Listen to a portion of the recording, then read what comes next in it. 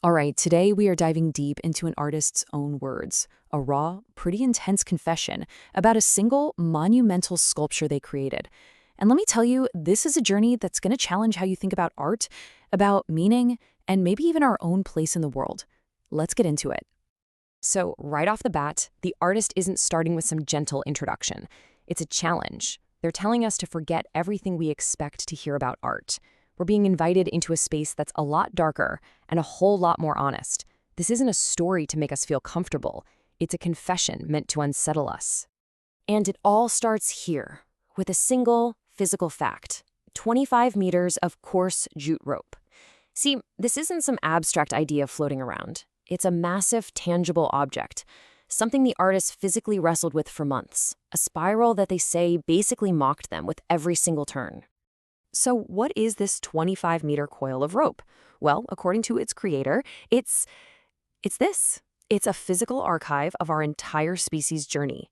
Now, what's really fascinating is how the artist claims to have encoded this record, not just in the shape, but in the very materials themselves. So first up, an archive of struggle.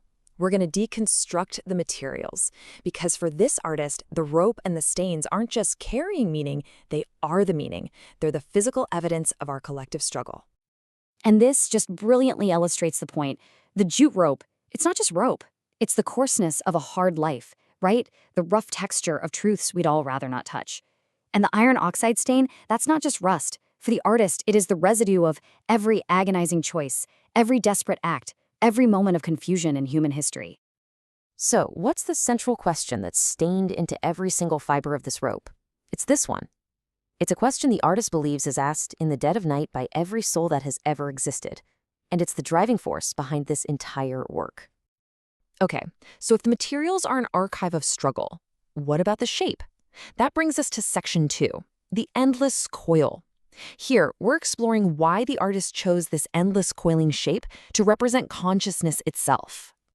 The artist immediately throws out one of our most cherished modern ideas, the idea of progress. For them, this spiral is not a symbol of forward momentum. Not at all.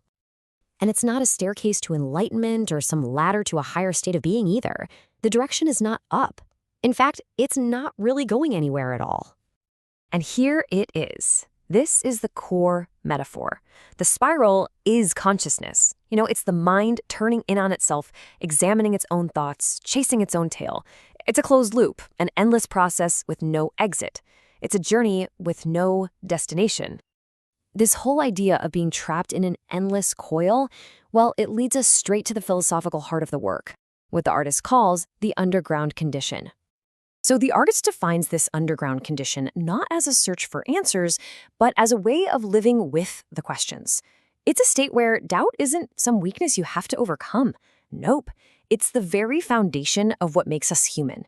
It's about finding a strange, dark kind of beauty in not knowing. And here, the artist hits us with a paradox. This condition is terrifying, right? Pure terror. But at the same time, it's essential. It's not something to be escaped or cured. To be underground isn't to be buried, but to be standing on the very bedrock of what it means to be conscious. Okay, so this brings us to what is easily the most provocative part of this whole piece. If this spiral is all about terror and doubt and endless questioning, why on earth would the artist call it Christ? First thing we have to get our heads around, this is a radical reinterpretation. The artist is basically stripping away 2,000 years of theology. This Christ is not here to provide salvation or comforting answers to our existential dread. This is the key. The artist sees Christ not as the divine answer, but as the ultimate embodiment of the human question. The one figure who, in their moment of greatest agony, voiced the most profound doubt imaginable. In this view, Christ becomes the patron saint of the underground condition. And so the artwork just perfectly mirrors this reinterpreted Christ. It offers no comfort, no resolution, no promise of redemption. It simply exists as a monument to the state of questioning itself. So if the sculpture doesn't offer answers or salvation, what's its ultimate purpose? Well, in our final section, the artist reveals that it offers not redemption, but recognition. And this leads to the final realization. The goal of the sculpture isn't to save us from the struggle.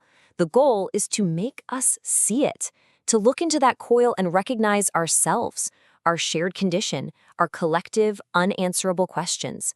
It's a gift the artist calls both precious and terrible. This is the artist's dark final equation, the very act of being aware, of questioning, of turning inward. That is both the torment and the meaning. The crucifixion isn't some external event. It's the internal process of a mind grappling with its own existence. Which brings us back, full circle, to the question that started it all. The question stained into every single fiber of that 25-meter rope. After all this terror and doubt and coiling, what's the answer? And that is the sculpture's final, whispered response. There is no escape. There is no solution. The answer to how shall one live is to live in the coiling, in the questioning, in the struggle. To live is to be in the spiral. And in that acceptance, the artist suggests, lies the only meaning we can ever hope to find.